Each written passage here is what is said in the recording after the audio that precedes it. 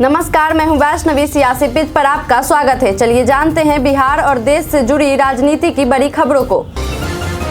लोकसभा चुनाव प्रचार में नहीं शामिल होंगे सुशील मोदी। कैंसर से जूझ रहे हैं पूर्व उप मुख्यमंत्री। बिहार के पूर्व उप मुख्यमंत्री और पूर्व राज्यसभा सांसद सुशील कुमार मोदी कैंसर से जूझ रहे हैं। उन्होंने इसकी जानकारी ट्वीट कर दी है। सुशील मोदी ने कहा कि पीएम मोदी को बता दिया है कि मैं लोकसभा चुनाव में कुछ नहीं कर पाऊंगा। बीजेपी नेता ने लिखा, पिछले 6 महीने से कैंसर से संघर्ष कर रहा हूं। अब लगा कि लोगों को बताने का समय आ गया है। लोकसभा चुनाव में कुछ कर नहीं पाऊंगा। पीएम मोदी को सब कुछ बता दिया है। देश, बिहार और पार्टी का सदा आभार और सदैव समर्पित। वहीं सुशील कुमार मोदी के इस ऐलान के बाद पूर्व केंद्रीय मंत्री और भाजपा के वरीय नेता रविशंकर प्रसाद ने कहा कि मैं उनके अच्छे स्वास्थ्य की कामना करता हूं। 72 घंटों के अंदर 2 बार बिहार का दौरा करेंगे पीएम मोदी। लोकसभा चुनाव 2024 के बीच प्रधानमंत्री नरेंद्र मोदी 72 घंटों के भीतर 2 बार बिहार का दौरा करने जा रहे हैं। आज 4 अप्रैल को जमुई में प्रधानमंत्री की जनसभा होनी है, तो साथ ही इसके बाद 7 अप्रैल को नवादा में भी पीएम मोदी की रैली की तैयारी की जा रही है। आपको बता दें कि इससे पहले प्रधानमंत्री ने 2 अप्रैल को मंगलवार शाम को वीडियो कॉन्फ्रेंसिंग के जरिए बिहार के बीजेपी कार्यकर्ताओं को संबोधित किया था। इस दौरान उन्होंने बूथ अध्यक्षों और पन्ना प्रमुखों को बिहार की सभी 40 लोकसभा सीटों पर एनडीए की जीत का मंत्र भी दिया था। राजद नेता बीमा भारती ने की पप्पू यादव से साथ आने की अपील। राजद नेता बीमा भारती ने बिहार की पूर्णिया लोकसभा सीट से नामांकन दाखिल कर दिया है। नामांकन दाखिल करने के बाद उन्होंने मीडिया के सामने बयान भी जारी किया है। बीमा भारती ने कहा कि मैंने आज अपना नामांकन दाखिल कर दिया है। वहीं जब बीमा भारती से पप्पू यादव के बारे में पूछा गया तो उन्होंने कहा कि चुनाव लड़ना हर किसी का अधिकार है। उन्होंने कहा कि मैं पूर्णिया के लोगों से अपील करती हूं कि वे लालटेन जलाने के लिए हमारा साथ दें। वहीं बीमा भारती ने पप्पू यादव से हाथ जोड़कर अपील करते हुए कहा कि मैं पप्पू यादव से आग्रह करती हूं कि वे हमारे साथ आ जाएं और हमें मदद करें। दिल्ली हाईकोर्ट ने विपक्षी दलों से इंडिया नाम के उपयोग पर मांगा जवाब। दिल्ली उच्च न्यायालय ने मंगलवार को केंद्र और विपक्षी दलों को विपक्षी राजनीतिक गठबंधन द्वारा इंडिया के संक्षिप्त नाम के उपयोग पर रोक लगाने के निर्देश के लिए एक जनहित याचिका पर अपनी प्रतिक्रिया दाखिल करने का सभी पक्षों को आखिरी मौका दिया है। न्यायमूर्ति मनमोहन और न्यायमूर्ति मनमीत प्रीतम सिंह अरोड़ा की पीठ ने जवाब दाखिल करने का आखिरी मौका देते हुए कहा कि वह 10 अप्रैल को मामले की सुनवाई और निपटारा करने की कोशिश करेगी। आपको बता दें कि विपक्षी पार्टियों ने पिछले साल अपने गठबंधन का नाम इंडिया रखा था, जिसे लेकर दिल्ली हाईकोर्ट में याचिका दायर हुई थी। याचिका में आरोप लगाया गया है कि राजनीतिक दल दुर्भावनापूर्ण इरादे से इंडिया नाम का उपयोग कर रहे हैं। पप्पू यादव ने राजद सुप्रीमो लालू प्रसाद यादव को लेकर दिया बड़ा बयान। बोले, राजद मुझे बांधना चाहती है।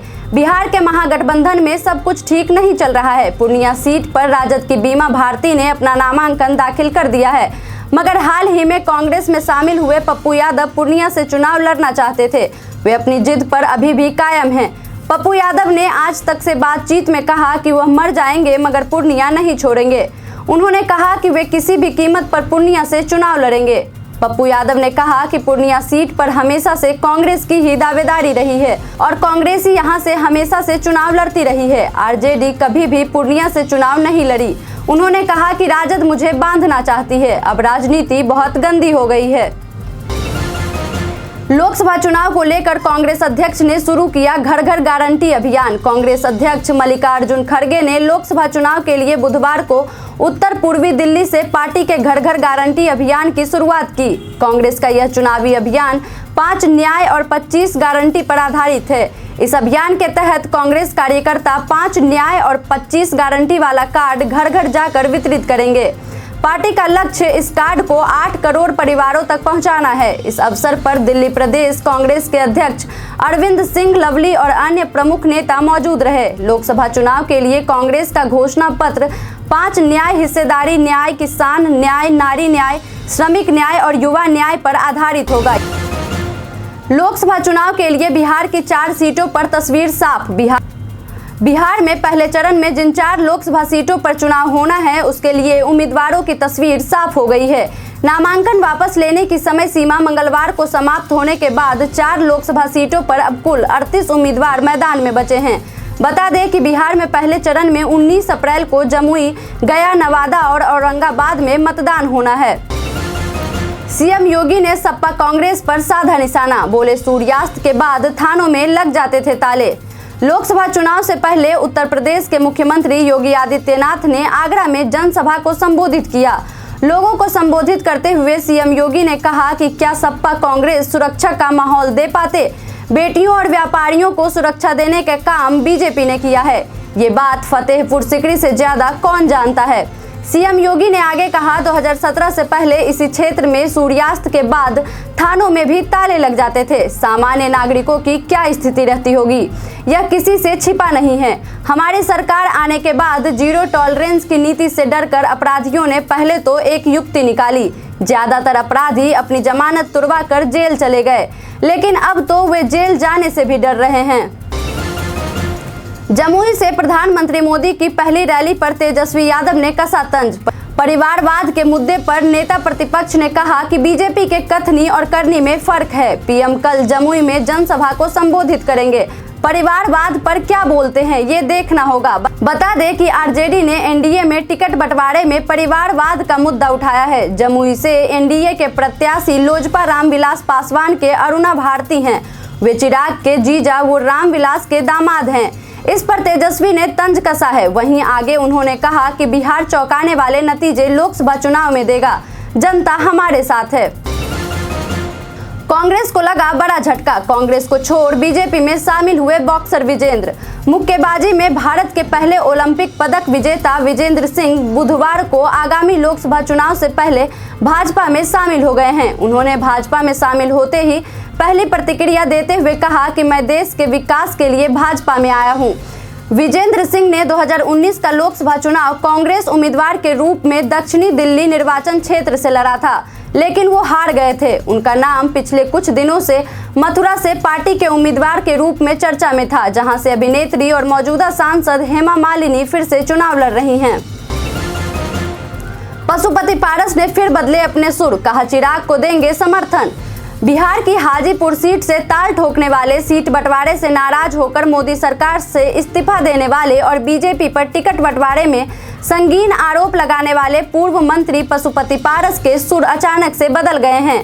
एनडीए में घर वापसी करने के बाद अब पारस ने पीएम मोदी की प्रशंसा करने के साथ ही सबसे बड़े राजनीतिक दुश्मन चिराग पासवान के लिए भी अपनत्व दिखाया है। पशुपति पारस ने कहा कि हमारी पार्टी का फैसला है कि 40 की 40 लोकसभा सीटों पर हमारी पार्टी एनडीए के समर्थन में तन मन धन से लगेगी।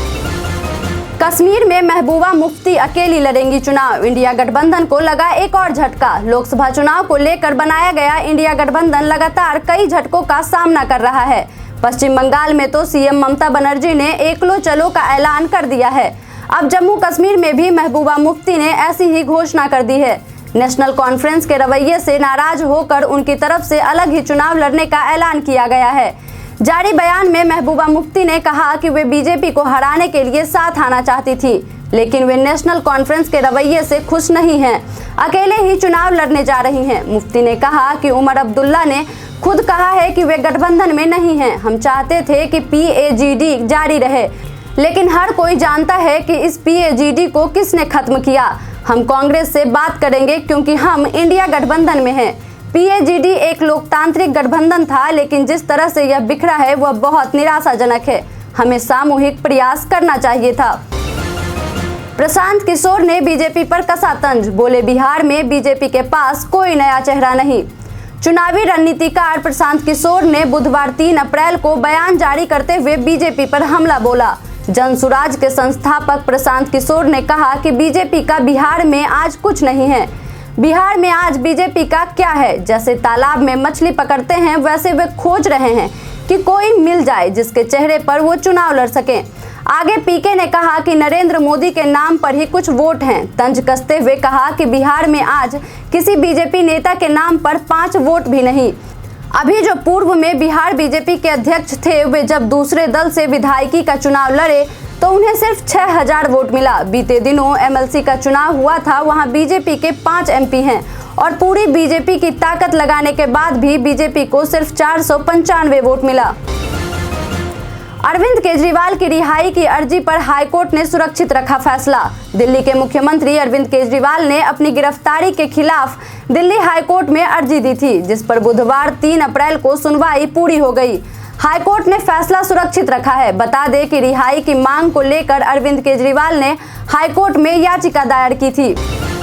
कांग्रेस प्रत्याशी तारिक अनवर ने कटिहार से किया नामांकन दर्ज। लोकसभा चुनाव का आगाज हो चुका है। कटिहार में दूसरे चरण में 26 अप्रैल को मतदान होना है।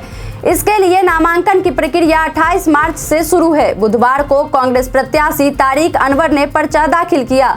उन्होंने कहा कि इस बार 2 गठबंधन और 2 विचारधारा की लड़ाई है। कटिहार के मतदाताओं का हमेशा आशीर्वाद मिलता रहा है और इस बार भी मिलेगा।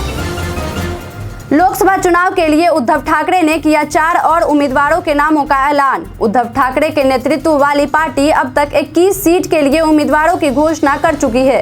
पार्टी ने 4 और उम्मीदवारों का ऐलान कर दिया है। आगामी लोकसभा चुनावों के लिए चंद दिनों का ही समय शेष है। ऐसे में शिवसेना ने बुधवार को 4 और उम्मीदवारों का ऐलान किया, जिसमें वैशाली दारेकर राणे को कल्याण सीट से मैदान में उतारा गया है।